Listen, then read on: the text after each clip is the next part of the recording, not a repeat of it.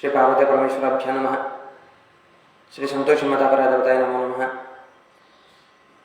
भक्त మహేశ్వరులందరికీ శుభోదయం। ఈరోజు కార్తీక మాసంలోని 5వ రోజు 5వ అధ్యాయంలోని వనభోజన మహిమ గురించి ఈరోజు మనం చెప్పుకుందాం। కథలో భాగంగా ఓ జనక మహారాజా, కార్తీక మాసంలో స్నానదాన పూజానంతరం శివాలయమునందు కానీ విష్ణు ఆలయమునందు కానీ శ్రీమద్ భగవద్గీత పారాయణం తప్పక చేయవలెను। అట్లు చేసిన వారి సర్వ పాపములను నివృత్తి అగును। ఈ కార్తీక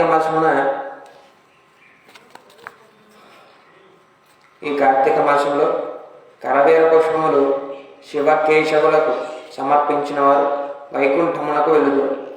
భగవద్గీత కొంతవరకు పఠించిన వారికి విష్ణులోకం ప్రాప్తించును।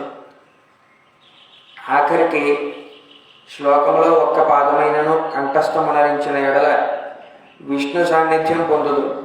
కార్తీక మాసంలో పెద్ద ఉసిరికాయలతో నిండి ఉన్న ఉసిరి చెట్టు క్రింద సాలగ్రామమును యథావిధిగా పూజించి విష్ణుమూర్తిని ధ్యానించి ఉసిరి చెట్టు నీడన భోజించవలెను। బ్రాహ్మణులకు కూడా ఉసిరి చెట్టు క్రిందనే భోజనం పెట్టి దక్షిణ తాంబూలములతో సత్కరించి నమస్కరించవలెను। వీలును బట్టి ఉసిరి చెట్టు క్రింద పురాణ కాలక్షేపం చేయవలెను। ఈ విధముగా చేసిన బ్రాహ్మణ పుత్రునకు నీచ జన్మము పోయి నిజరూపము కలిగాను అని వశిష్ఠుల వారు చెప్పారు। అది విని జనక మహారాజు, మునివర్య, ఆ బ్రాహ్మణ యువకునకు నీచ జన్మం ఎలా కలిగను, దానికి కారణం ఏమైనా ప్రశ్నించగా వశిష్ఠుల వారు ఇటలో చెప్పుతున్నారు। రాజా, కావేరీ తీరమందొక చిన్ని గ్రామమున దేవశర్మయ్యన బ్రాహ్మణుడు కలడు। అతనికి ఒక పుత్రుడు కలడు। వాని పేరు శివశర్మ। శివశర్మ చిన్నతనము నుండి భయభక్తులు లేక అతిగారాభముగా పెరగడం వలన నీచ సహవాసములు చేసి దురాచారుడై తిరుగుచున్నాడుట। అతని దురాచారములకు చూచి ఒకనాడు అతని తండ్రి కుమారుని పిలిచి, బిడ్డ, నీ దురాచారములకు అంతు లేకుండా ఉన్నది। నీ గురించి ప్రజలు పలు విధములుగా చెప్పుకొనుచున్నారు, నన్ను నిలదీసి అడుగుచున్నారు। నీ వల్ల కలుగు నిందలకు సిగ్గుపడుతూ నలుగురిలో తిరగలేకపోతున్నాను। కాన నీవు కార్తీక మాసంలో నదీ స్నానం చేసి శివకేశవులకు నమస్కరించి సాయంకాల సమయమున దేవాలయములో దీపారాధన చేసిన ఎడల నీవు చేసిన పాపములు తొలగొట్టగే కాక నీకు మోక్షప్రాప్తి కూడా కలుగును। కావున నీవు అట్లా చేయమని బోధించాను।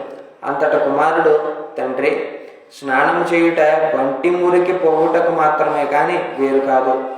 స్నానం చేసి పూజలు చేసినంత మాత్రాన భగవంతుడు కనిపించిన దేవాలయంలో దీపములు వెలిగించుట లాభమేమి, వాటినింటిలోనే పెట్టుటకు మంచిది కాదా అని వ్యతిరేకార్థములతో పెడసరముగా సమాధానమిచ్చాను।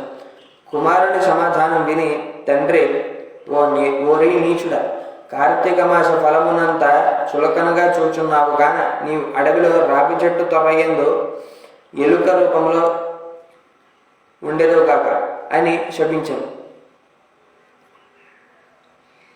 కుమారుడు ఈ శాపమునకు భయపడి తండ్రి పాదములపై పడ్డాడు। తండ్రి, క్షమించండి, అజ్ఞానాంధకారములో పడి దైవమును దైవ కార్యములను ఎంతో చులకన చేసి వాటి ప్రభావములను గ్రహించలేకపోతుంది। ఇప్పుడు నాకు పశ్చాత్తాపం కలిగినది।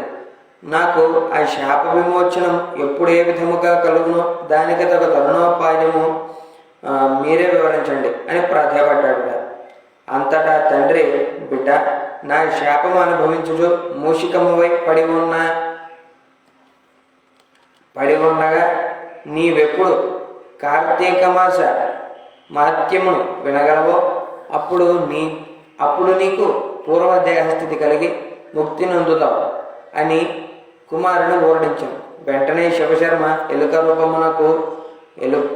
రూపము పొంది అడవికి పోయి ఒక చెట్టు త్వరలో నివసించుచు ఫలములను తినుచు జీవించుచుండరు।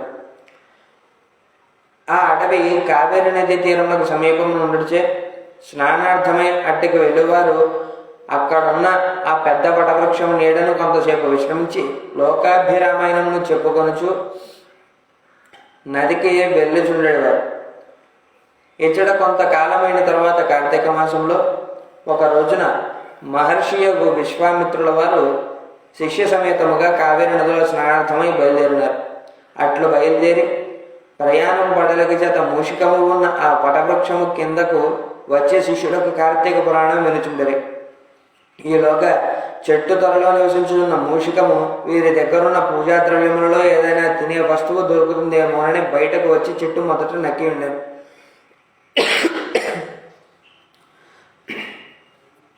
అంతలో ఒక కిరాతకుడు వీరి జాడ తెలుసుకుని వీరు పాఠశాలలే ముందు వీరి వద్దనున్న ధనం అపహరించవచ్చునని బుద్ధితో వారి వద్దకు వచ్చి చూడగా వారందరూ మునీశ్వరులే.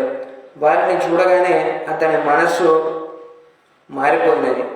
వారికి నమస్కరించి, మహానుభావులారా, తమరు ఎవరు, ఎందుకు వచ్చితిరి? మీ దివ్య దర్శనంతో నా మనస్సు చెప్పరాని ఆనందం కలుగుతున్నది, కావున వివరింపు అని ప్రార్థేయపడారు. అంత విశ్వామిత్రుల వారు, ఓ ఈ కిరాతక, మేము కావేరీ నది స్నానార్థమై ఈ ప్రాంతంలోకి వచ్చాము. స్నానమాచరించి కార్తీక పురాణంను పఠించుచున్నాము. నీవును ఇచ్చట కూర్చుండి సావధానుడివై ఆలకింపు అని చెప్పిరి. అటుల కిరాతుడు కార్తీక మహాత్మ్యమును శ్రద్ధగా ఆలకించడనగా తన వెనుకటి జన్మ వృత్తాంతమంతయు జ్ఞాపకము వచ్చి పురాణ శ్రవణానంతరం వారికి ప్రణమిల్లి తన పల్లెకు వెళ్ళిపోయాను. అటులనే ఆహారమునకై చెట్టు మొదట దాగి ఉండి పురాణమంతయు వినిచుంటని ఎలుక కూడా తన వెనుకటి బ్రాహ్మణ రూపం పొంది, మునివర్య ధన్యోస్మి, తమ దయ వల్ల నేను కూడా ఈ మూషిక రూపం నుండి విముక్తుడనవుతున్నాను అని చెప్పి తన వృత్తాంతమంతయు వారికి వినిపించి వెళ్ళిపోయాను. కనుక ఓ జనక, ఇహములో సిరి సంపదలు, పరలోకమున మోక్షము కోరువారు తప్పక ఈ కార్తీక పురాణమును చదివి ఇతరులకు వినిపించవలెను. ఇంతటితో 5వ అధ్యాయం సమాప్తం. రేపు 6వ అధ్యాయంలోని దీపదాన విధి, వాటి మహత్యము, అలాగే లబ్ధ వితంతువు స్వర్గమునకు వెళ్ళుట, ఈ అంశాల గురించి చర్చించుకుందాం. శ్రీ గురుభ్యో నమః. శ్రీమాత్రే నమః. శ్రీ శివశంకర పరబ్రహ్మణే నమః.